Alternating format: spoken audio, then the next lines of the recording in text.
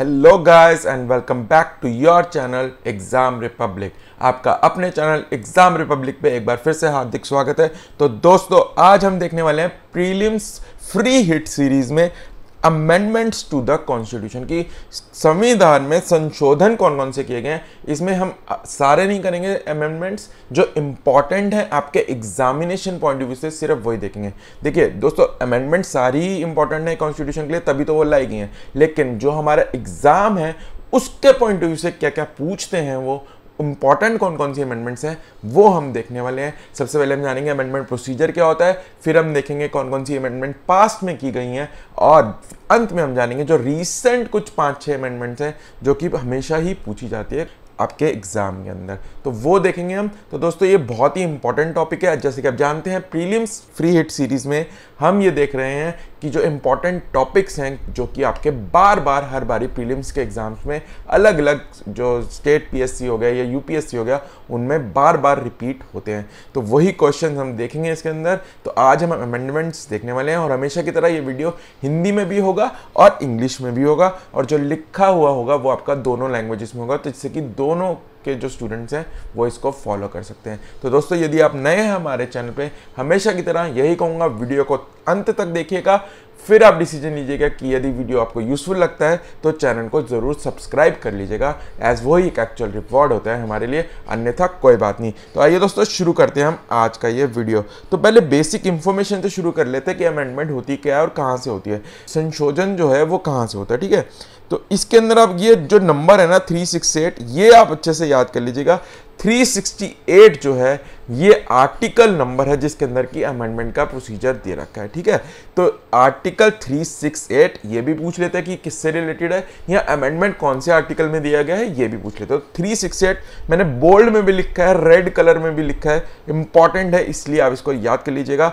Part 20 में दिया गया है, तो पार्ट 20 और आर्टिकल 368, और ये कहता है कि इसका टाइटल क्या है, power of the parliament to amend the constitution and procedure therefor, यानी कि संविधान को संशोधन करने के लिए संसद की जो शक्ति है उसका विवरण इसके अंदर दिया गया, उसकी प्रक्रिया का विवरण इसके अंदर दिया गया है आर्टिकल 368 में। ठीक है, अब देख लेते हैं आगे थोड़ा सा और। तो इसमें क्या कह रहा है, ये पहला क्लॉज कहता है इसके अंदर पार्लियामेंट में in exercise of its constituent power to amend by way of addition, parliament इसके अंदर अमेंड कर सकती है किस किस तरीके से, या तो कुछ कॉन्स्टिट्यूशन में ऐड कर सकती है, वेरिएशन कर सकती है, परिवर्तन कर सकती है, या रिपील कर सकती है, या निरस्त कर सकती है कोई भी प्रोविजन कॉन्स्टिट्यूशन के अंदर। तो ये है कॉन्स्टिट्यूशन की अमेंडमेंट का जो प्रोसीजर है वो ये आर्टिकल 368 कहता है। ठीक है, तो इसके अंदर प्रोसीजर भी दे रखा है, in accordance with the procedure. तो वो प्रोसीजर क्या है वो देख लेते हैं फटाफट। तो 3 तरीके से अमेंडमेंट हो सकती है, ये मैंने आपको इंडियन पॉलिटी सीरीज में ऑलरेडी बता दिया था कि जो कॉन्स्टिट्यूशनल अमेंडमेंट बिल होता है वो किसी भी सदन में लाया जा सकता है, पार्लियामेंट के, लोकसभा या राज्यसभा में। तो उसके अंदर 3 तरीके से हो सकते हैं। कुछ जो बिल हैं कॉन्स्टिट्यूशनल अमेंडमेंट बिल, उनको अमेंड करने के लिए कॉन्स्टिट्यूशन के प्रोविजन सिंपल मेजॉरिटी अगर दोनों हाउसेज में पास हो जाए तो इसके अंदर हम ऐड कर सकते हैं या अमेंडमेंट कर सकते हैं, सिंपल मेजॉरिटी से हो सकता है ये। ठीक है, ये है। फिर उसके बाद majority of the total membership of the house and not less than 2/3 member present and voting. कुछ प्रोविजंस के कॉन्स्टिट्यूशन को उसको अमेंड करने के लिए थोड़ा मुश्किल बनाया गया है। उसके अंदर क्या कहा गया है कि उसके अंदर टोटल मेजॉरिटी जो मेंबरशिप है उसकी होनी चाहिए, और जितने लोग प्रेजेंट एंड वोटिंग उनमें से 2/3 मेंबर्स इसको वोट करेंगे। ये भी मैं आपको उस वीडियो में बता चुका हूँ कॉन्स्टिट्यूशनल अमेंडमेंट बिल वाले में। ठीक है, और कुछ ऐसे प्रोविजंस हैं जो कि स्टेट को भी आपकी इफेक्ट करते हैं, तो स्टेट्स का भी इसमें रोल आ जाता है। तो इसमें क्या रोल है कि दोनों सदन तो पास करेंगे उस बिल को, और साथ में ही जितनी स्टेट्स हैं हमारी उसमें से आधी जो है उस एक्शन को रेटिफाई करेंगी, तभी वो उसको कॉन्स्टिट्यूशनल अमेंडमेंट माना जाएगा। तो ऐसे कुछ प्रोविजंस हो जाते हैं जो कि स्टेट्स को भी इफेक्ट करते हैं, जैसे कि राज्यसभा में सीटें कितनी रखनी है, तो ये स्टेट्स को भी इफेक्ट कर रहा है। तो इन प्रोविजंस के लिए ये थर्ड वाला है कि मेजॉरिटी तो होनी चाहिए, 2/3 मेंबर्स की भी होनी चाहिए, और स्टेट भी उनको रेटिफाई करेगी, कितनी, आधी।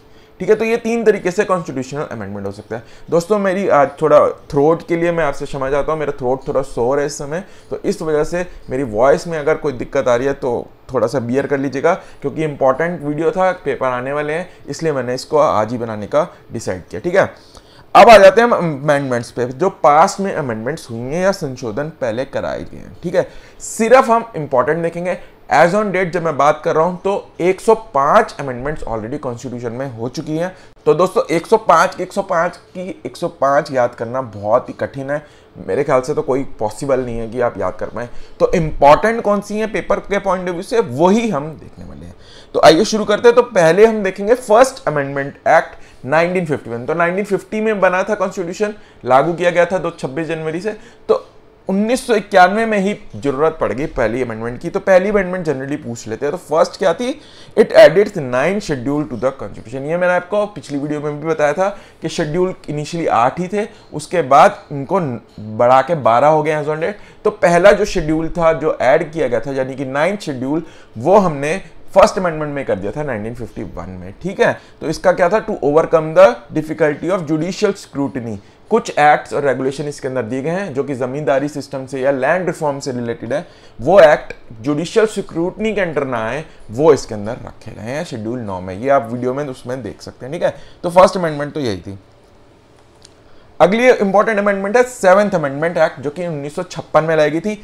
ईयर भी याद करना दोस्तों, जिससे कि आपको सीक्वेंस पता चलता रहेगा, आपको याद भी होते रहेंगे और ईयर वाइज भी याद होते रहेंगे। ठीक है, तो 7th अमेंडमेंट एक्ट क्या था, स्टेट रीऑर्गेनाइजेशन प्लान, राज्यों का पुनर्गठन योजना, जो कि फजल अली कमीशन या फजल अली आयोग ने रिकमेंड किया था, उसको इंप्लीमेंट करने के लिए स्टेट्स को डिवाइड किया गया था। और जो स्टेट्स पहले जब कॉन्स्टिट्यूशन बना था तो 3 पार्ट्स में डिवाइडेड थी, ए, बी, सी और स्टेट्स थी, इनको अबॉलिश कर दिया गया और सभी स्टेट्स को इक्वल दर्जा दिया गया और कुछ यूनियन टेरिटरीज बना दी गई।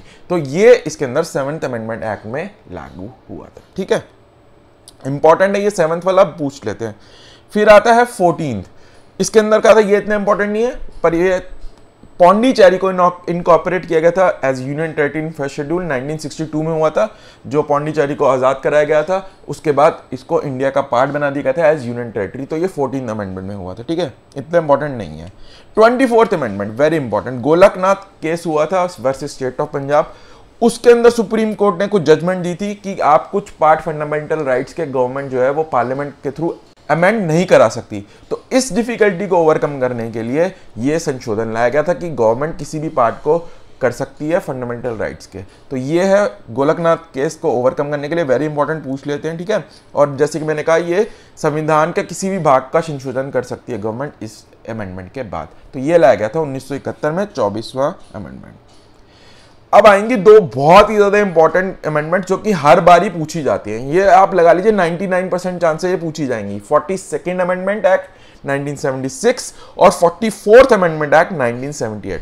तो पहले 42nd देख लेते हैं। ये अब तक की सबसे कंप्रिहेंसिव अमेंडमेंट में से एक मानी जाती है। तो इसके अंदर क्या क्या हुआ था, जो इंपॉर्टेंट है वही देखेंगे हम, जो कि पेपर के लिए इंपॉर्टेंट है। ठीक है, तो प्रियम्बल में जो मैंने आपको बताया था, जो प्रियम्बल की वर्ड्स हैं डेमोक्रेटिक रिपब्लिक, तो उसमें 3 वर्ड ऐड किए गए थे, सोशलिस्ट और सेकुलर और इंटेग्रिटी। तो ये 3 वर्ड इस अमेंडमेंट के थ्रू ऐड किए गए थे। ठीक है, इसमें और क्या किया गया था, primacy of directive principle of state policy over fundamental right. इसमें कहा गया था कि अगर कोई सरकार ऐसा रूल बनाती है जो डायरेक्टिव प्रिंसिपल को इंप्लीमेंट करने के लिए है, तो वो उसको वायलेशन अगर फंडामेंटल राइट की हो रही है तो उसको नहीं माना जाएगा, रूल रहेगा लागू। तो primacy of DPSP over fundamental rights ये क्या गया था, मौलिक अधिकारों पर राज्य के नीति के निर्देशक सिद्धांतों की प्रधानता। ठीक, वेरी इंपॉर्टेंट, फंडामेंटल ड्यूटीज हमने यूएसएसआर से ली थी, तो ये ऐड की गई थी इस अमेंडमेंट के through. Very very important, direct question आता है, फंडामेंटल ड्यूटी कौन सी अमेंडमेंट के थ्रू ऐड की गई थी कॉन्स्टिट्यूशन में, तो 42nd अमेंडमेंट एक्ट 1976। ठीक है, supremacy of the parliament in amending the constitution, ये करा गया था। और इसमें कहा गया था कि राष्ट्रपति के लिए मंत्री परिषद यानी काउंसिल ऑफ मिनिस्टर की सलाह पे एक्ट करना अनिवार्य होगा, ऑब्लिगेटरी होगा, उसको वो डिनाई नहीं कर सकता। ठीक है, तो ये इसमें अमेंडमेंट्स लाई गई थी और ये इमरजेंसी से जस्ट पहले की थी, तो इसलिए ये इंपॉर्टेंट हो जाती है कि इमरजेंसी के वक्त ये लाई गई थी। तो ये बहुत बारी पूछी जाती है, सारी याद कर लेना, स्क्रीनशॉट ले सकते हैं आप इसका।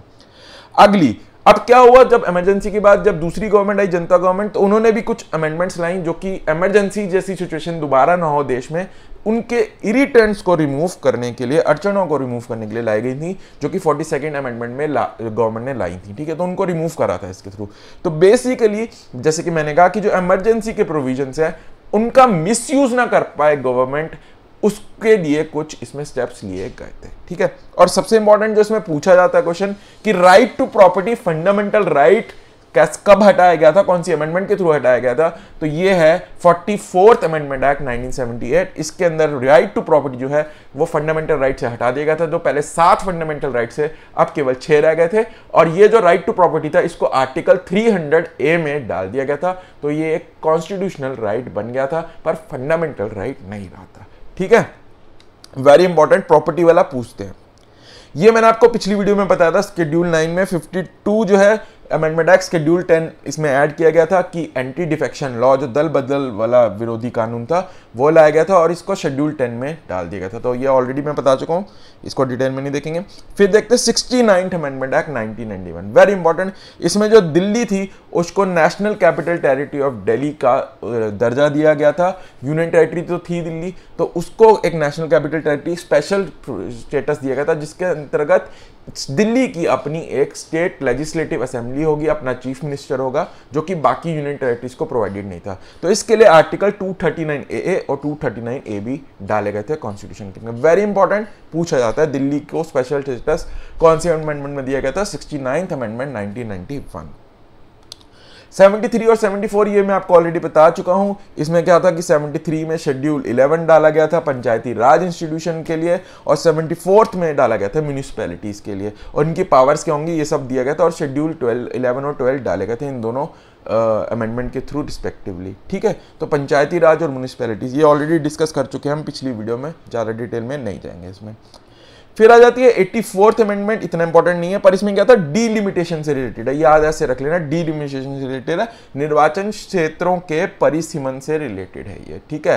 तो इसके अंदर क्या क्या गया था, जो 1991 का जो सेंसस है, जनगणना है, उसके बेसिस में जो स्टेट की जो डीलिमिटेशन होगी, यानी जो स्टेट के अंदर कॉन्स्टिट्यूएंसीज है उनकी बाउंड्रीज कैसे डिसाइड होंगी, वो 1991 के सेंसस के बेसिस पे होंगी। लेकिन इसने ये भी कहा कि 2026 तक फ्रीज लगा दी है कि लोकसभा के अंदर अगर आपकी स्टेट की पॉपुलेशन बढ़ती भी है तो सीट आपको उस हिसाब से बढ़ाई नहीं जाएंगी। 2026 के बाद जो सेंसस होगा तब की तब देखेंगे, तब तक लोकसभा में सीटें और स्टेट असेंबलीज में सीटें सेम रहेंगी। तो फ्रीज कौन से में लगाई गई थी ये भी पूछ सकते हैं, तो 84th अमेंडमेंट में, ठीक है। ईयर भी पूछ लेते हैं कि 2026 तक फ्रीज लगी हुई है, ठीक है। 86th amendment very important again, 2002 की, तो फ्री और कंपलसरी एजुकेशन को फंडामेंटल राइट का दर्जा दे दिया गया था। इसके लिए आर्टिकल मैं आपको ऑलरेडी बता चुका हूं इंडियन पॉलिटी की सीरीज में, आर्टिकल 21A जो कि लाइफ एंड लिबर्टी वाला आर्टिकल है, आर्टिकल 21 फंडामेंटल राइट का, उसके अंदर आर्टिकल 21A डाल दिया गया था और इसको कहा गया था कि फ्री एंड कंपलसरी एजुकेशन जो है ये आपका फंडामेंटल या मौलिक अधिकार है। इसके साथ साथ जो फंडामेंटल ड्यूटीज हैं उसके अंदर भी डाल दिया गया था कि पेरेंट की एक फंडामेंटल ड्यूटी है कि अपने बच्चे को वो स्कूल भेजे और प्राइमरी एजुकेशन दिलाए, ठीक है। तो ये 86 है, वेरी इंपॉर्टेंट, पूछते हैं कि education, right to education fundamental right किस अमेंडमेंट के थ्रू बना था, ठीक है। 87 ये अगेन डिलिमिटेशन वाला है। इसके अंदर क्या क्या गया, जो 1991 वाला सेंसस था ना उसको इसमें 2001 सेंसस कर दिया गया कि स्टेट के अंदर आप कॉन्स्टिट्यूएंसीज डिवाइड कर सकते हैं बेसिस ऑन 2001 सेंसस, ठीक। और जो SC ST की रिजर्वेशन है लोकसभा के अंदर वो भी 2001 के सेंसस के अधिकार बेसिस पे होगी, ये कहा गया था इसमें। 89th amendment act 2003 very very very important again, ये इसलिए इंपॉर्टेंट है क्योंकि इसमें कहा गया था कि जो national commission of schedule caste and schedule tribe था उसको बाइफरकेट करके अलग अलग 2 कमीशन बना दिए गए, national commission of schedule caste और एक national commission of schedule tribe अलग अलग बना दिए गए थे। 2003 में हुआ था ये 89th अमेंडमेंट में, और इसके लिए आर्टिकल इंसर्ट किया गया था 338A 338A ऐड कर दिया गया था। 338 में रह गया था national commission of schedule caste और 338A में रह गया था national commission of schedule tribe, ठीक है। वेरी इंपॉर्टेंट है, ये पूछा जाता है। 92nd ये भी हम लास्ट वीडियो में देख चुके हैं। इसमें लैंग्वेजेस जो इनिशियली 18 थी जो कॉन्स्टिट्यूशन रिकॉग्नाइज करता है शेड्यूल 8 में, उसके अंदर 4 और लैंग्वेजेस को ऐड कर दिया गया था, टोटल 22 हो गई थी। कौन कौन सी 4 थी ये भी मैंने आपको बताया था, फिर बता देता हूँ। बोडो, मैथिली, संथाली और डोगरी, ये 4 लैंग्वेजेस ऐड की गई थी इस अमेंडमेंट के थ्रू, वेरी इंपॉर्टेंट, पूछा जाता है। अब हम 5 अच्छे रीसेंट अमेंडमेंट देखेंगे जो कि हमेशा ही पूछी जाती है क्योंकि बहुत रीसेंट है ये, इसलिए ये न्यूज़ में रहती हैं तो इसलिए पूछ भी लेते हैं पेपर में। तो ध्यान से देखिएगा, ये बहुत इंपॉर्टेंट है, ठीक है। तो 100th अमेंडमेंट से शुरू करते हैं हम, 105 हुई है तो 100वीं से शुरू कर लेते हैं हम। तो 100वीं अमेंडमेंट क्या थी, बांग्लादेश और इंडिया के बॉर्डर से रिलेटेड थी। इसमें क्या था, कुछ जो एनक्लेव्स और एस्क्लेव्स होते हैं ठीक है, उनका आदान प्रदान हुआ था बांग्लादेश और इंडिया के बीच में। जो टेरिटरीज थी वो स्वैप की गई थी। कुछ ऐसे प्लेसेस थे बांग्लादेश के बॉर्डर पे इंडिया के, जो कि बांग्लादेश के अंदर चारों तरफ से सराउंडेड थे, इंडिया की टेरिटरी थी। ऐसे ही बांग्लादेश की इंडिया के अंदर टेरिटरी थी, तो उनकी एक्सेसिबिलिटी नहीं हो पाती थी, उनके पास सुविधाएं नहीं पहुंच पाती थी, इसलिए टेरिटरीज को स्वैप किया गया था under the land boundary agreement in 1974 and it's protocol इन 2011। तो बांग्लादेश इंडिया बॉर्डर से है, स्वैप ऑफ टेरिटरीज से, ये याद रखना है, इसमें बस ज्यादा कुछ नहीं, ठीक है। 101, ये सबसे ज्यादा इंपॉर्टेंट अभी तक जो हमने जितनी भी अमेंडमेंट बढ़ी है ना, सबसे ज्यादा इंपॉर्टेंट यही है। जीएसटी की पूछ लेते कि अमेंडमेंट नंबर कौन सा, तो जीएसटी का अमेंडमेंट नंबर है 101। जीएसटी जो लाया गया था, उसके जो प्राविधान लगाए गए थे कॉन्स्टिट्यूशन के अंदर, वो लाए गए थे 101 अमेंडमेंट एक्ट के थ्रू, ठीक है। अगली 102 अमेंडमेंट एक्ट, इसमें क्या था, जैसे national commission of scheduled caste और शेड्यूल्ड ट्राइब अलग अलग हैं, इसके अंदर एक और नया कमीशन बना दिया गया था, national commission of backward classes. इसको कॉन्स्टिट्यूशनल दर्जा दिया गया था इसके थ्रू। पहले ये स्टैट्यूटरी बॉडी थी, अब ये कॉन्स्टिट्यूशनल बॉडी बन गई थी 102 संशोधन 2018 के बाद। और इसके लिए आर्टिकल वही 338 था, 338 में ही बी ला दिया गया, जो कि national commission of backward classes को एक संविधानिक दर्जा देता है, ठीक है। 103rd अमेंडमेंट, इसमें यह भी पूछी जाती है कि ईडब्ल्यूएस से रिलेटेड है, ये याद रखना। 10% रिजर्वेशन दी गई थी ईडब्ल्यूएस को, इकोनॉमिकली वीकर सेक्शन, ठीक है। आर्थिक रूप से कमजोर वर्गों को 10% आरक्षण दिया जाएगा। कहाँ पे? गवर्नमेंट के इंस्टीट्यूशंस में, एजुकेशनल प्राइवेट इंस्टीट्यूशंस में, ठीक है, और गवर्नमेंट जॉब्स के अंदर। तो ये था 103, वेरी इंपॉर्टेंट है ये, 103 वाली भी पूछी जाएगी, ठीक है। फिर आ जाते हैं 104 और 105, इतनी इंपॉर्टेंट नहीं है पर रीसेंट है इसलिए मैंने डाल दी है। तो 104 है कि क्या कहता है कि जो reservation of seats for scheduled caste and scheduled tribe in Lok Sabha और लेजिस्लेटिव असेंबलीज, उनको 10 साल के लिए एक्सटेंड कर दिया गया था। 2020 में ये रिजर्वेशन खत्म हो रही थी, तो इसको एक्सटेंड करने के लिए 10 साल के लिए और कर दिया गया। 104 अमेंडमेंट एक्ट लाया गया 2019 में, ठीक है। और आखिरी जो सबसे रीसेंट अमेंडमेंट है, अगर पूछा जाएगा कि अब तक कितनी अमेंडमेंट्स हुई हैं, तो 105 हुई हैं कॉन्स्टिट्यूशन के अंदर, और 2021 में आखिरी हुई थी। तो इसके अंदर क्या कहा गया है, it restored the power of state government to prepare a SEBC list. जो socially and educationally backward classes हैं, उनके अंदर कौन कौन से वर्ग आएंगे, कौन कौन सी जातियां आएंगी, या कौन कौन से क्लासेस आएंगी, उनको डिसाइड करने का जो राइट है वो सेंट्रल गवर्नमेंट ने दे दिया वापस स्टेट्स को। तो ये है 105 अमेंडमेंट, सबसे रिसेंट है, तो ये पूछी जा सकती है, ठीक है। तो दोस्तों ये था हमारा आज का वीडियो, जिसमें हमने सारी की सारी इंपॉर्टेंट अमेंडमेंट्स जो पूछी जाती हैं एग्जामिनेशन में वो कवर कर लिए हैं। मैं डेफिनेटली कह सकता हूं अगर अमेंडमेंट पे क्वेश्चन आएगा ना, तो इन्हीं में से आएगा, इसके बाहर नहीं आना चाहिए, ठीक है। तो इसको अच्छे से देख लेना वीडियो को, चाहे आपकी रिवीजन हो जाए इससे, अगर आपने पहले से पढ़ रखा है तो वो भी अच्छा, आप इससे रिवाइज भी कर सकते हैं। तो दोस्तों अब मिलेंगे हम अगले वीडियो में, तब तक के लिए bye bye and happy learning. और दोस्तों अगर आपने अभी तक सब्सक्राइब नहीं किया चैनल, तो सब्सक्राइब कर लेना, एज वो एक एक्चुअल रिवॉर्ड होता है हमारा इतनी मेहनत करने का आपके साथ। तो मिलते हैं अगले वीडियो में जल्दी, तब तक के लिए bye bye and happy learning.